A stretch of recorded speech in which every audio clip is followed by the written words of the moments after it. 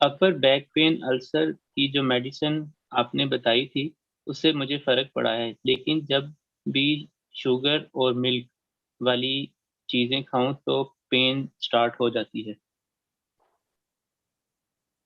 अ, मुझे दवाई का तो नहीं पता कौन सी दवाई है जिससे इनको फर्क पड़ा है, अल्हम्दुलिल्लाह। लेकिन दूध और क्या खाने से?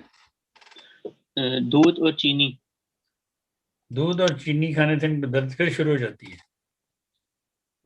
तो चीनी ना खाएं। सारा सवाल दोबारा पढ़ दे।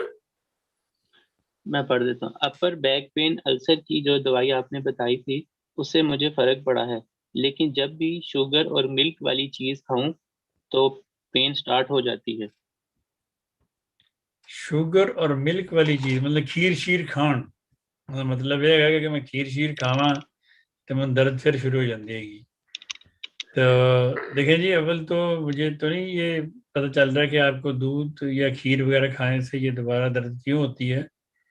तो अगर तो आपको दूध पीने की वजह से या दूध की वजह से या आपको दूध की कोई एलर्जी है, इस वजह से होती है, तो फिर इसके साथ आप लेक डेफ्लोराटम की एक खुराक लेके देखें 200 में।